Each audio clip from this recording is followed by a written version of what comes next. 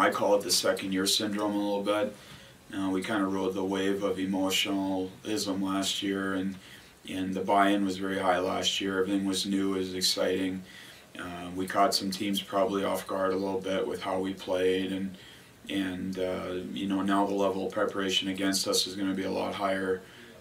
We're not going to sneak up on people anymore. Kind of all the things that happen when you have a team that got on a pretty good run last year. So, you know, we're trying to address that. We're a work in progress right now. You know, I think it's one of those things on paper. We're probably a better team on paper than we were last year. You know, in saying that, there's a lot of different components. It's a different year. It's a new group of guys. We have some new players integrated in, and even just a year of difference when our guys are a year older. A lot of stuff goes on up here. And so what we're trying to do right now is get back, you know, not necessarily redefine, but really stay true to our standards of performance, establish, you know, who we are, how we want to play, and meet all the challenges head on. For us as a staff, we're trying to figure out chemistry and the personalities of all these players, and like I say, a big thing is guys that had success last year as veterans, what kind of mindset do they have this year? So there's a lot of chemistry components that we're trying to sort out right now with our guys, and most of all, one of the things that was most important to us last year was establishing a very good and strong culture. And you know, on how we define our culture, it's like every year you've kind of got to go through some of the same processes again. And so we're trying to stay true to the culture that we created last year, off the ice, on the ice, in the weight room, and in the classroom, and it's integrating all those new people into that culture as well. And a lot of that goes on to our veteran leadership. It's not so much the coaches for that, that's the veteran leadership. And when your culture is strong, it kind of is a self-sustaining cycle. And I feel like our leadership is pretty strong this year, and just talking with some of our young guys, they've been very happy and impressed with the leadership that our older guys have shown in terms of showing them the right way. They're three high-end CIS players, let alone Canada West, and they're all league-type players, and they're all country-type players for CIS. So, you know, we played them a lot together last year. They had good chemistry, but in the end, when the games really got tough, if you look at our second half of the year, especially from January and through the playoffs, it got really tough for us. We leveled off as a team. You know, we were just over 500. A lot of teams were gearing on that line, and we just didn't have the depth and talent that we could kind of mix and match and get that secondary scoring on a consistent basis. So that was an emphasis in our recruiting. You know, we've got some guys into our program, one in particular who practiced last year's Cam McLeese. He's going to have a big impact in terms of us being able to throw a couple different lines out there that we feel can score on any given time. And, you know, we know that Brownie, Karts, and Fitz play well together, but at the same time, too, like, we're trying to spread it out a little bit. Like, we're trying to do our part to try and create some secondary scoring for us this year. You know, and a big part of it too is we've really tried to upgrade the mobility and skill level of our defense corps and take a little pressure off some of our forwards. So, I mean, it's a work in progress right now, and we'll see how it all comes together through practices and games. And like I say, I expect it to be a grind here early on. But again, I like our talent, I like the players, I like the character in our room. We'll see how it all comes together throughout the year.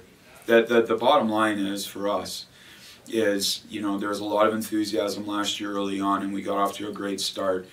The bottom line, at the end of the day, it's where you're at the end of the season. And I thought that some of our warts got exposed as the end of the year and our playoffs went on. So that's what we're trying to rectify this year.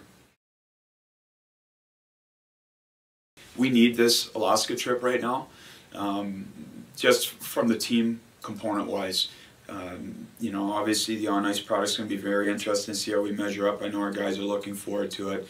It's going to a spot in North America that a lot of guys might not ever get to in their life. So we want to have it as kind of a bonding experience too, and bring everyone together. And like last year we talked about, we went to Thunder Bay to play Lakehead, and that had a huge impact on our team for the season, especially at the start. It got everybody together.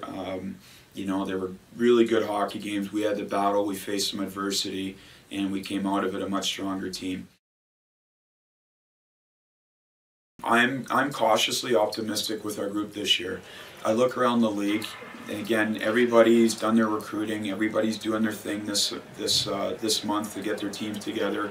I think there are some teams in our league that were below us in the standings last year, and just by their recruiting have gotten significantly better. And you know, with UFC and U of A.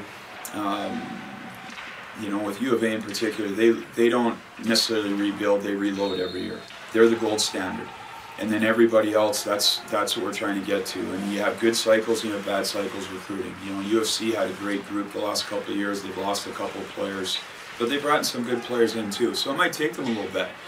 You know, a team like Saskatchewan, I think, is going to take a step this year. And then teams like Regina, Manitoba, and Lethbridge, you know, they've all done their thing recruiting. You don't know until you play them. This is a very competitive conference, and you've got to earn your spurs in this league. So we had a great little run last year to get third in home ice. You know, hopefully, again, we can get on a nice little run and be in contention for a playoff spot, and then if things go well, another home ice, because that's very important in the playoffs. So we'll let the games dictate what happens. And like I say, I'm cautiously optimistic where we're going to fit in with the league. We have our identity that you know, that we try to push the pace. We try to take away time and space from our opponents when they have the puck. We try to win the puck back and create turnovers, and like I say, with increased depth of skill and a little bit more mobility in our back end, like we want to have the puck a little bit more, and you know, and win the puck possession battle a little bit as well. I think our goaltending's solid. And like I say, with the increased depth of skill of our defense core, and I think we'll be able to play that way. You know, this has only been our first full year of recruiting to you know, for our staff, so I think that's a work in progress. But I think we established it last year that, you know, that we're a tough team to play against. We play fast, we push the pace, we have short shifts, we demand a lot of energy and effort from our players every time they step on the ice. To do that, you've got to have four forward lines that can play. You know, you've got to have the 6 defensemen that can play, and your goaltending's got to be on his toes. So, you know, we have again, an identity, a standard of performance, and you know, every year it evolves a little bit. You got to kind of play to your personnel. But like I say, I think the biggest thing when you watch us practice, and then how we play in games, is we try to push the pace and play fast in all aspects of the game.